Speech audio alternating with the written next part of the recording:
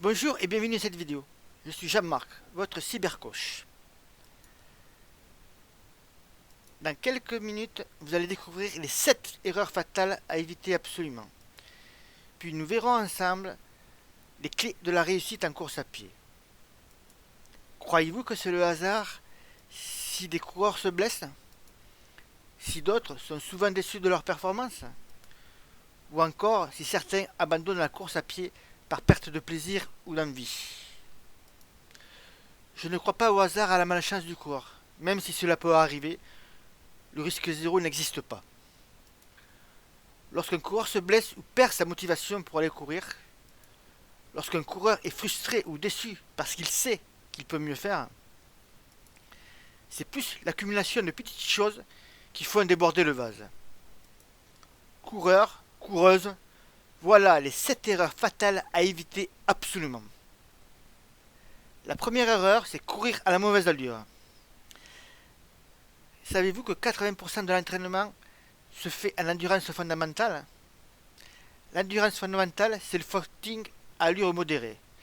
C'est être capable de parler sans essoufflement.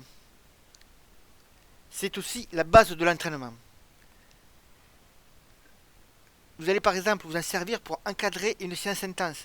Ça va vous servir d'échauffement avant la séance et également de footing de récupération entre les séries et également à la fin de votre séance.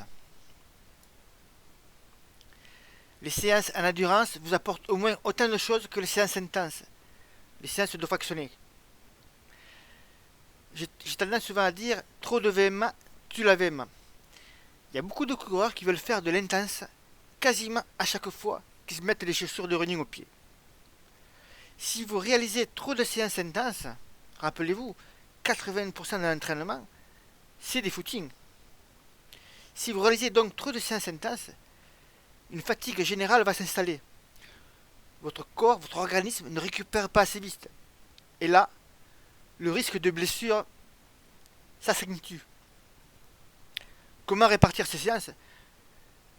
Il ne faut pas que 2 séances intenses se suivent. La deuxième erreur, c'est vouloir trop courir. Alors surtout, attention à une progression trop rapide. Vouloir courir un marathon alors qu'on débute la course à pied, c'est bien. C'est un joli projet, mais c'est extrêmement risqué. Ou alors pour les débutants également, vouloir courir directement 10 km ou 1 heure non-stop, ce n'est pas de cette façon que l'on procède. Pour les débutants, par exemple, il est conseillé d'alterner la marche et la course. Par exemple, on va faire des périodes de 5 minutes de marche suivies de 5 minutes de course à pied. Et sur cela, ça va durer par exemple 30 à 40 minutes. Et après, on réduit au fur et à mesure le temps de marche et on augmente au fur et à mesure le temps de course à pied. Mais ce n'est pas forcément une erreur que pour les débutants. On a par exemple les trailers qui vous font un 20 km nature, puis passent à un 50 km, puis à un 100 km en quelques mois. C'est pareil, la progression est trop rapide, on accentue le risque de blessure, on accentue aussi le risque de méforme et de fatigue générale. Il faut vraiment laisser à votre corps et à votre organisme de quoi se régénérer, de quoi récupérer, de quoi aussi assimiler les séances d'entraînement et les compétitions passées. Par exemple, certains reprennent l'entraînement avec des séances de qualité quelques jours après un semi ou un marathon. Alors là, je vais vous citer Jacques Daniel, qui est un entraîneur qui a été élu meilleur entraîneur du monde par le magazine Real World. Et il dit qu'il faut un jour de récupération par tranche de 3 km. Pendant ces 3 jours de récupération, seuls les footings à basse allure sont autorisés ou d'autres sports portés comme par exemple le cyclisme. Il faut également que vos entraînements soient adaptés à votre rythme de vie. Parce que peut-être que votre niveau physique peut suivre, mais votre rythme de vie, que ce soit familial, professionnel, avec les enfants, le travail à la maison, ne vous permettent pas d'avoir des volumes d'entraînement trop importants. Récupérer après une séance, ce n'est pas se mettre au jardin et tondre la pelouse ou alors aller sur le toit pour changer les tuiles. Il faut bien respecter les phases de repos. Attention également si vous pratiquez d'autres activités sportives.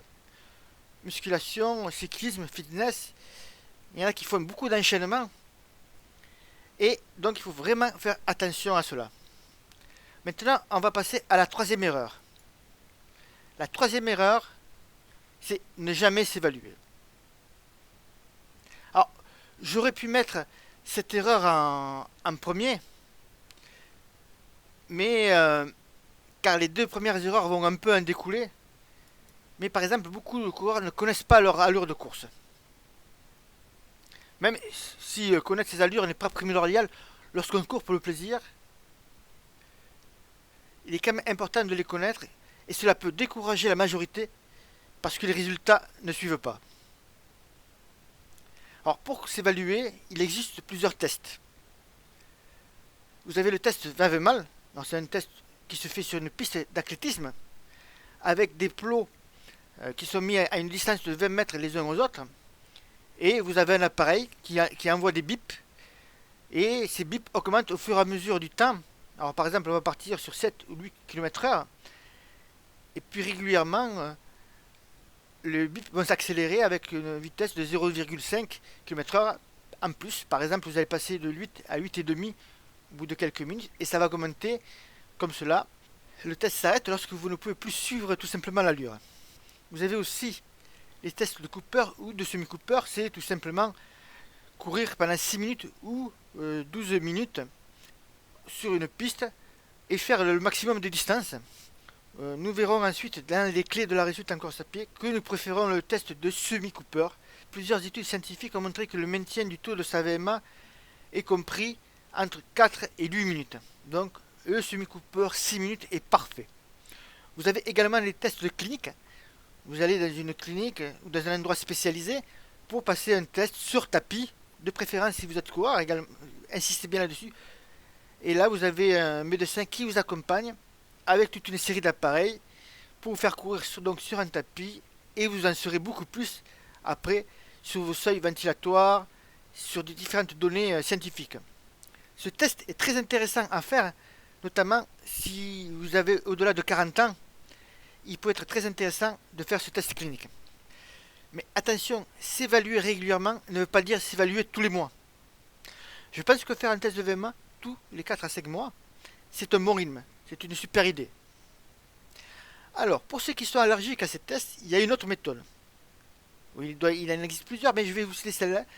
C'est Jack Daniel, encore lui, qui applique sa méthode VOD. Alors je ne vais pas faire un large exposé ici car ce n'est pas le sujet. Mais concrètement, vous utilisez vos chronos en course, alors que ce soit sur un 5, un 10, un 15, un semi ou même un marathon, pour vous évaluer. Et à partir de là, on évalue donc votre VOD et on peut appliquer des plans d'entraînement ou définir vos allures de course, footing, seuil, etc. À partir de là. Plusieurs de mes élèves préfèrent d'ailleurs cette dernière méthode. C'est plus facile pour eux, pour se motiver, de mettre un dossard et d'aller courir autour d'une piste. Maintenant, on passe à la quatrième erreur, c'est de ne pas noter ses entraînements. Alors, si vous ne le faites pas, vous allez être perdu. Vous ne saurez plus où vous en êtes. Au bout de quelques semaines, vous aurez plus si vous avez couru 10 km il y a une semaine, si vous avez fait une séance de seuil, une séance de vitesse. Ça vous permettra d'avoir un regard sur ce que vous avez fait, de regarder un peu quel est votre kilométrage, votre volume horaire de semaine en semaine, et vous rendre compte alors si vous n'allez pas trop vite.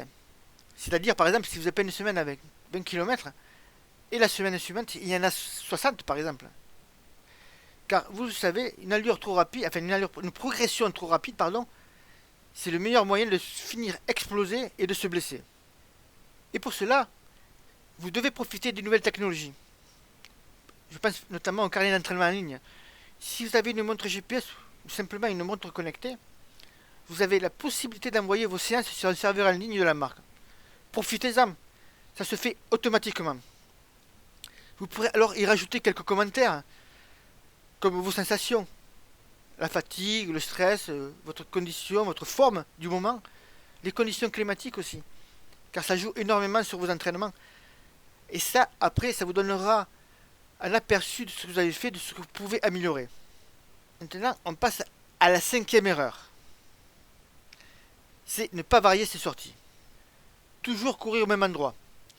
Cette erreur, par exemple, c'est toujours courir sur le même revêtement.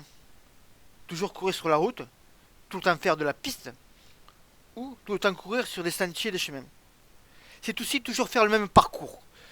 D'aller à un point A à un point B, toujours faire la même sortie tous les jours. Ça renforce la lassitude.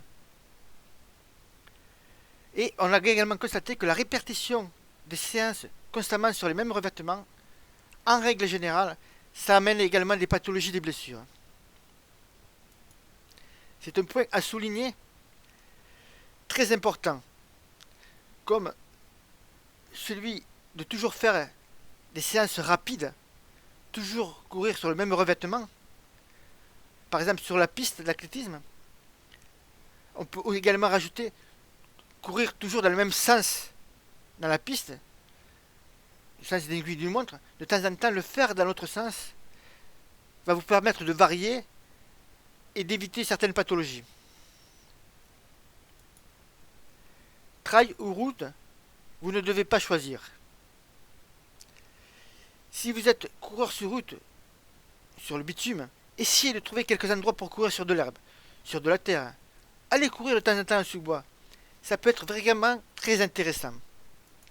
A l'inverse, le trailer qui ne met jamais les pieds sur le bitume risque d'être un peu traumatisé si lors d'une course ou d'une séance d'entraînement, il est obligé de courir sur la route ou sur du bitume.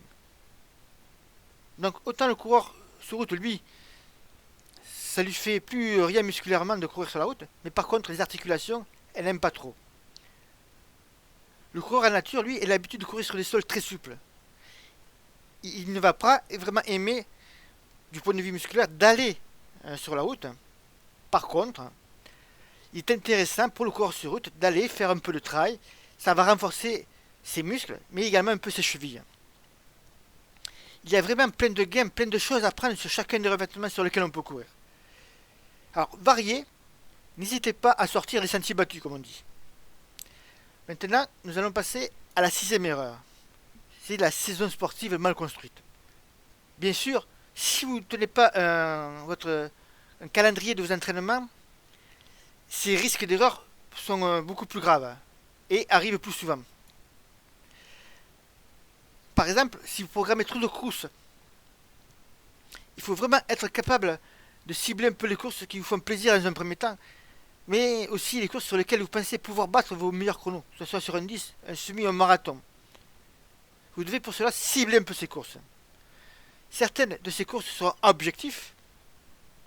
Par exemple, je vais vouloir battre mon record, je vais vouloir faire le plein de points en trail, par exemple, pour participer à l'UTMB, qui est l'Ultra Trail du Mont Blanc. Il faut un certain nombre de points pour faire cette course, et donc vous devez faire d'autres trails avant pour y participer. Donc il est important de cibler ces objectifs principaux. Vous devez donc avoir des objectifs secondaires. Ça peut être par exemple un 10 km pour participer plus tard à un objectif principal qui est votre semi. Ces objectifs secondaires deviennent en fait des séances d'entraînement. Alors, il est important de bien cibler vos courses pour ne pas perdre trop d'énergie à vouloir être bon sur chaque course. C'est pas possible. On ne peut pas être bon à chaque course. Vous devez donc avoir des courses à objectifs et d'autres sont donc des courses de travail à objectifs secondaires. Enfin, l'échec n'est pas grave. Par ce dernier point, ce que je veux dire, ce n'est pas parce que vous manquez votre objectif que tout est à jeter. Bien au contraire. C'est dommage, mais ce n'est pas grave. Mais ça va vous permettre, dans tous les cas, d'apprendre sur vous et de valider votre progression. Vous récupérez, vous analysez grâce au carnet d'entraînement, vous projetez sur le prochain objectif. Ne faites pas comme les coureurs qui, sur un échec, moi je dirais plutôt sur un coup de tête, arrêtent la course pendant plusieurs semaines et ensuite veulent y revenir tambour battant. Maintenant, j'aimerais passer avec vous sur la septième erreur. Ne pas avoir confiance. Alors, attention car c'est une erreur très souvent répandue. En tant que coach, je le vois souvent, même avec des élèves que j'ai en charge. Par exemple, j'ai une élève, pour son retour à l'entraînement après des vacances, qui a rajouté secrètement une course de 10 km pour pouvoir simplement s'en tenir la distance, alors que durant plusieurs semaines avant, elle avait déjà dans son programme des séances et des sorties de 10 à 15 km. Donc elle tenait très bien la distance. Mais secrètement, elle a rajouté une course pour se rassurer. J'ai un autre exemple aussi, une coureuse qui au dernier moment ne veut pas faire un semi sous prétexte qu'elle n'en est pas capable ou que le circuit est trop dur. Alors que cela fait 8 semaines qu'elle s'entraîne dur pour cela. Finalement, je l'ai convaincue, elle est venue et elle a fait 1h45, ce qui était prévu dans sa planification et dans ses entraînements. Si vous avez vraiment décidé de faire une course ou de réaliser un objectif, mettez tout en œuvre. Prenez un plan d'entraînement. Allez dans un club d'athlétisme ou prenez un entraîneur, un cybercoach comme moi. Mettez tout en œuvre. Ne doutez pas, ne doutez jamais. Vous allez voir que vous aurez toujours des personnes qui vont vous rabaisser. Si on vous dit, et vous risquez de l'entendre, vous l'aurez, c'est certain. Un marathon, tu n'y arriveras jamais. Ou telle course, c'est pas pour toi, tu risques de te blesser. Mettez les écouteurs et allez-y. Ayez confiance en vous, n'hésitez pas. Ça vaut le coup de tenter. Si vous échouez, ce n'est pas grave. Comme je vous ai dit tout à l'heure, vous recommencerez et vous y arriverez. Enfin, je voulais voir un dernier point avec vous dans ces erreurs. Prendre toujours du plaisir.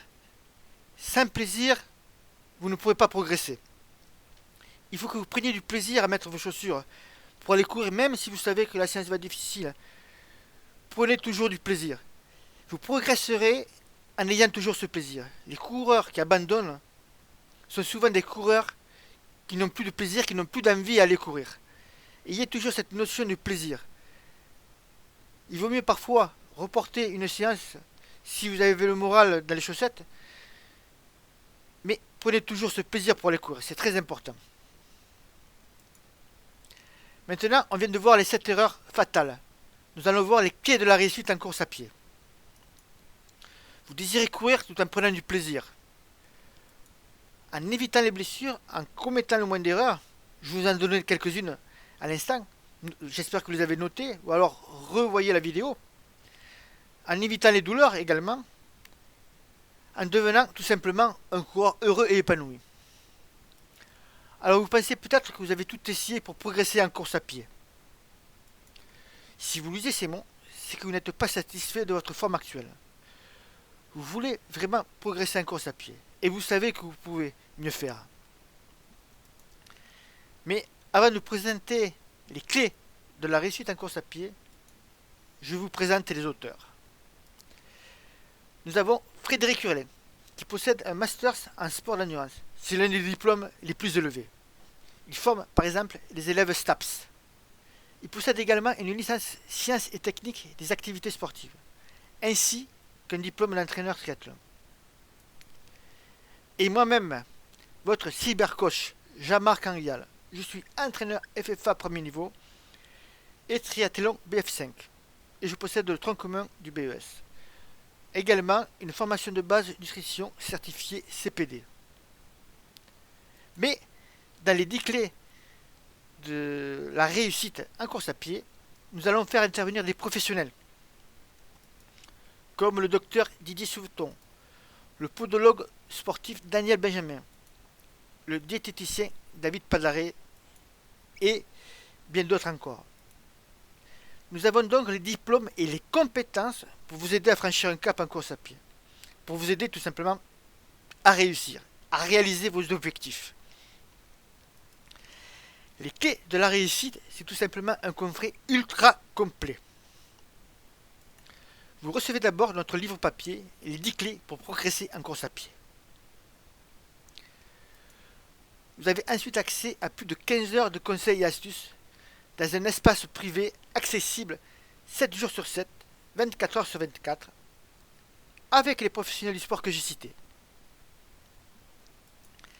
Très rapidement, vous saurez les 10 clés essentielles pour progresser en course à pied. Vous saurez tout sur l'entraînement de trail. Comment travailler les descentes.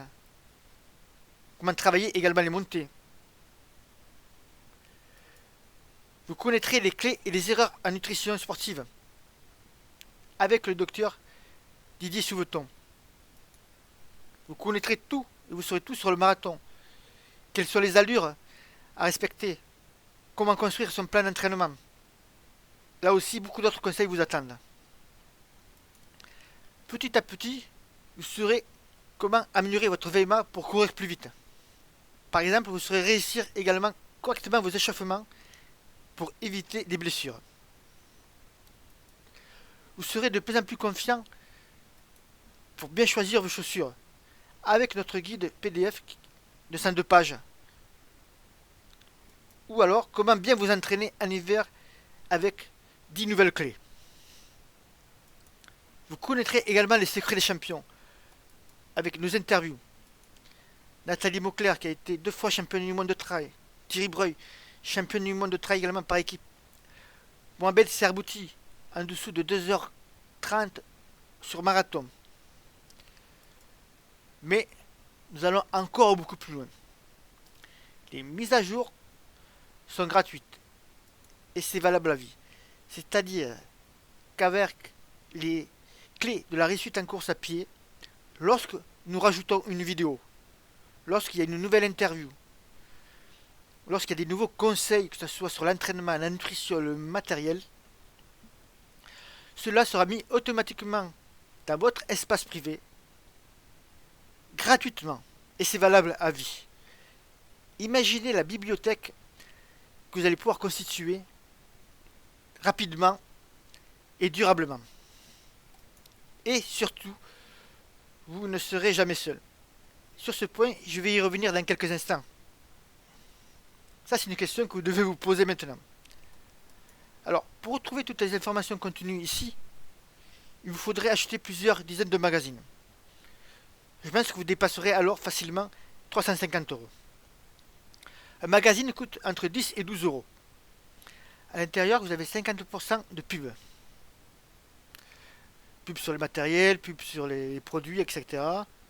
Vous avez également une partie qui est consacrée au reportage de course, ou sur un champion, ou sur une région à découvrir. Le calendrier des courses. Bref, il ne reste pas grand chose de concret autour de l'entraînement running et trail. Si vous le cherchez sur le web, ces informations, bien sûr, vous pouvez les trouver. Mais avez-vous envie de comptabiliser le nombre d'heures que vous allez perdre pour y arriver? Et désirez-vous ensuite passer vos soirées ou vos nuits à vérifier si cela est exact? Car vous le savez très bien, il y a tout et ce contraire qui se trouve sur le web. Enfin, et contrairement aux magazines et sites web, vous aurez une réponse à toutes vos questions. C'est le point fort des clés de la réussite en course à pied. Personnellement, je facture 50 € de l'heure le coaching. Mais ici, je vous réponds gratuitement par email à toutes vos questions, à toutes vos interrogations autour de notre programme. Ainsi, si vous prenez en compte tous les conseils et astuces pour progresser qui sont contenus dans les clés de la réussite, vous prenez une bonne longueur d'avance. Cliquez maintenant sur le bouton ci-dessous pour recevoir les clés de la réussite. Vous aurez un accès immédiat à la plateforme web. Et vous recevrez plus tard votre livre Les 10 clés pour progresser. Tout à l'heure, j'ai rapidement évoqué les erreurs fatales que vous devez éviter. Si vous le voulez bien, j'aimerais vous montrer quelques stats effrayantes. Une étude menée par la FFA, qui est la Fédération française d'athlétisme, en septembre 2013, montrait que sur l'ensemble des sportifs qui arrêtaient, la course à pied bien sûr, 27% le faisaient par manque de temps. C'est pour ça qu'il est très important de structurer son entraînement en fonction de ses disponibilités, mais également de sa vie familiale et professionnelle. 29% arrêtent la course à pied pour raison médicale, donc suite à une blessure assez grave. 25% le font pour le manque de plaisir. Je vous en avais parlé tout à l'heure, Pour les blessures, par exemple, entre 35 et 55% sont victimes chaque année d'une blessure. Ça peut être une blessure bénigne ou une blessure un peu plus grave. La répartition se fait ainsi. Ce sont bien sûr des études qui ont été faites, des études scientifiques. 38% autour du genou. Le pied, 24%. La jambe, 15%. La fosse lombaire, 11%. La cuisse, 7%. Et la hanche, 5%. Dans ces blessures, voici le top 10. Le syndrome rotulien, qui est une inflammation du cartilage de la rotule. La périostite tibiale. La tendinite d'Achille. L'aponevrosite plantaire. La tendinite rotulienne. La bandelette iliotibiale. C'est le syndrome de l'essuie-glace. Les fractures de fatigue. Il y en a plusieurs. Il y a les métatarsiens ou également la fracture du tibia. Et également, bien sûr, les tendinites. On pense également au jambier postérieur ou aux péronés latéraux. Il y a encore beaucoup d'erreurs à éviter qui gâchent votre plaisir de courir. Des erreurs qui vous empêchent de réaliser vos rêves et vos désirs. Ou alors vous saisissez l'opportunité qui est devant vous. Donnez-vous cette chance de progresser en toute sérénité. Cette solution existe et elle est juste là. Avez-vous envie de continuer à courir dans 5, 10 ou 15 ans? Cliquez maintenant sur le bouton ci-dessous pour recevoir les clés de la réussite. Avec un accès immédiat à la plateforme web. Vous recevrez le livre d'ici quelques jours. Je vous attends impatiemment derrière l'écran dans notre programme Les clés de la réussite pour discuter avec vous de votre entraînement.